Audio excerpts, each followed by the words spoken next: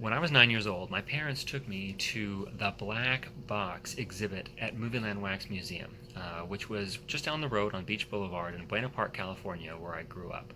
Um, this was not something I was prepared for. So, hi, I'm Dr. Steve Roman, and you may also feel like you're not quite prepared for taking horror class here in the middle of a pandemic online right now. But just like I made it through the black box, you're going to make it through this, and we're going to do it in all sorts of ways. So, some of you are currently enrolled students in the class getting a grade and you have a project. Some of you are alumni who are connecting up, as I've done the last 5 summers, creating a discussion space for currently enrolled students and for alumni to get together and have conversations about pop culture issues. So, welcome for everyone, and you're going to have a good time talking with each other. But I've got to finish my story. So, the Black Box at this Movieland Wax Museum was about scary stuff, of course. The first room was Halloween, the last room was Alien, and the one that got me in it was Altered States, which is a movie nobody has seen, I don't think anymore. And William Hurt takes a bunch of drugs and stuff and like de-evolves and becomes this monstrous thing. Anyway, not a great movie, sorry, I guess, but it was a weird exhibit. So the first room, Halloween, there's a guy, he's wearing a sheet. It's Michael Myers, he's got a knife, and I mean, that's scary, but it was okay, and I was in the back. So it made it easier. I could sort of barely see. I was like 9. There's people who were taller than me, so it was fine. Well, when we go to the Altered States room and we move, like, it's not always clear where the front is. And if you've ever been to, like, the Haunted Mansion or any of those kind of things, like, that's at Disneyland, one of my favorite rides, of course. Anyway, you never quite know the first time when the door is going to open or what side you're on. Anyway, so I was in front of this thing that's like this giant, like, I don't know, it's like a lozenge, like a pill, but it's enormous, like laying there in the room. So the way it works is they start having this sound and lights and dialogue and all kinds of stuff, and then at a certain point, I didn't know this because I ended up right in front of this thing. This trap door opens right in front of me, and this face, and it's like steam and water and screaming, and right in front of my face.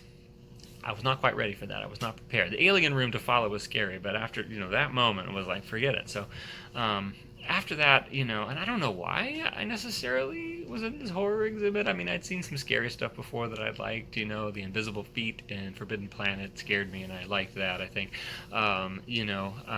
what else did I like? The Black Hole, a Disney movie for the whole family about an insane captain who drives the spaceship into a black hole and they all kind of die, spoiler alert. And in the middle, his giant red robot with glowing red eyes uses his propeller hands to slice the heart out of Anthony Perkins' character. Just the kind of thing you think about when you think about family entertainment. And so I had seen scary stuff with my mom, and I kind of liked it, but I have a feeling I didn't beg to go see the Black Box.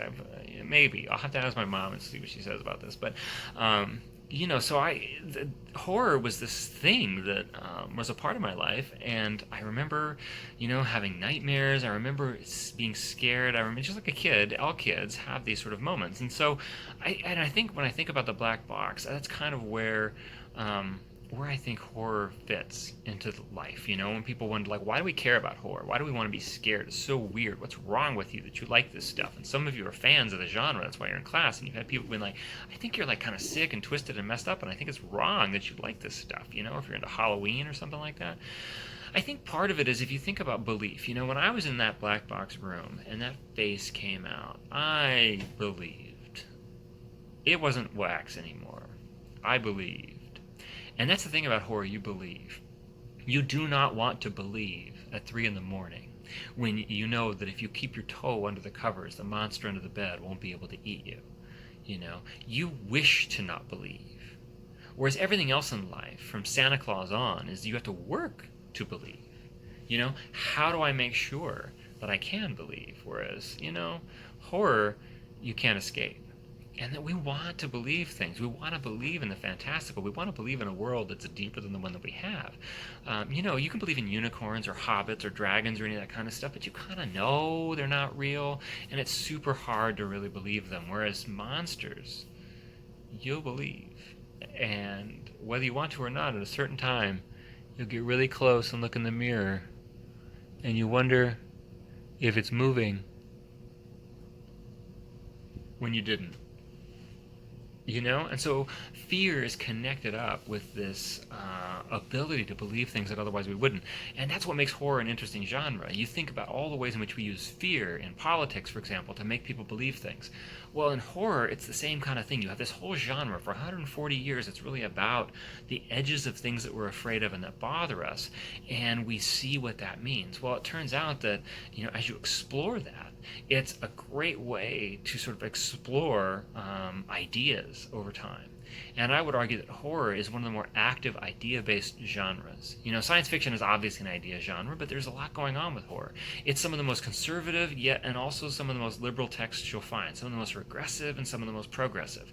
Because using horror as a method for sort of like worrying about questions of belief, it allows us to push on the edges of society. Horror is at the edges of what's possible. It's here's what's new and I'm afraid of it, make it stop.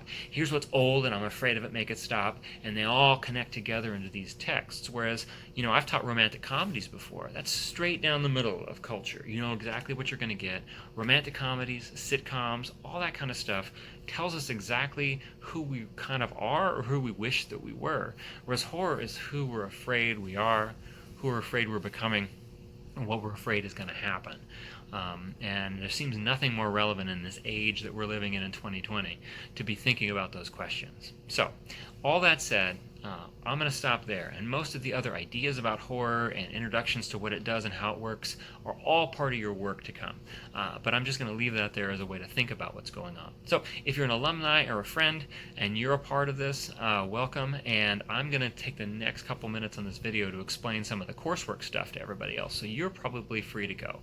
So welcome to Google Classroom and enjoy the discussion on there. If you're a veteran of the Facebook groups that I have been using for summer, you should know that the difference between Facebook and Google Classroom is that you're not going to get as many notifications on there as you would from Facebook, which is kind of the reason I picked it, which means if you really want to engage in the discussion, you got to kind of hang out in there purposefully a little while, just so that you know.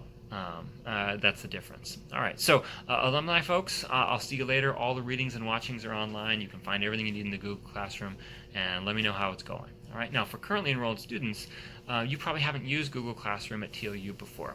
All of us got to learn Eraser this spring if you have not really taken a lot of online classes when COVID forced all the classes to switch. That said, Eraser is different for every class, and so I want to talk a little bit about what to expect so that you can find your way through it. In Eraser, everything that you need is on my syllabus page. That's the syllabus. There's no PDF or printable syllabus. There's just that, and it tells you everything you need to know. And it's got the link to the Google Classroom in there and the code to enter the classroom. Now, all of your readings and watchings and everything that's assigned to do content-wise, some every day, is over in the Google Classroom. All your grading and such is over in Eraser. Let me talk to you about the 3 parts of the Eraser coursework, which is the tab you would go to find everything you need to do.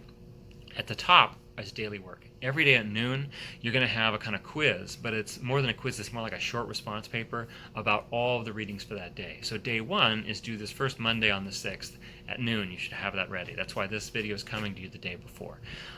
And then, so every day you'll have that due. The one wrinkle is there's one thing day 0, which sounds like a zombie movie, which is due at the end of the week. And that is a kind of helping those of you who are new to communication or who haven't taken film studies or who haven't taken a media class in a while to help you remember and learn how to analyze shot and editing and sound and things like that. And that's all up there. And you have a week to sort of catch up to that at your own pace. But every other thing is something is every day all the way throughout as we break down horror into multiple subgenres and analyze it in that way. And so that's what we're doing. In addition to that, every day you're responsible for having at least 3 posts on the Google Classroom discussion for that day. So you're going to have to participate, and you can participate when you can. All the details on Eraser on these assignments in that second unit tell you what your expectations are, how do you know if you're posting right, how do you know how to get a good grade, etc. So you expect to do some reading and watching every day, do a little short sort of quiz, essay sort of thing every day, and then you're going to participate every day, which if you've taken online courses from me before is really, really typical of what we would do. And the other piece of that is that twice for the semester, well, to the term, you're going to be required to do what I call curation of that Google Classroom content, which means it's your job to kind of reply to people, to ask questions, to engage, to be like the host of a really super awkward party where you're kind of pushing the conversation along. The conversations go way better if somebody's actively managing it, and so that's something that you're going to have to be able to do. And it's also a useful skill professionally to be able to use that stuff. And then last is your final project and exam, which I'll detail more a little bit later, because we've already been here for 10 minutes and you have to get going. So everything that you have in terms of questions about this, you can reach me in my TLU email. We can arrange to do a Zoom meeting personally or as a small group of you if you need help, and all that kind of stuff is available. And that's what we need. So get started and let me know if you have questions. And all right, have fun.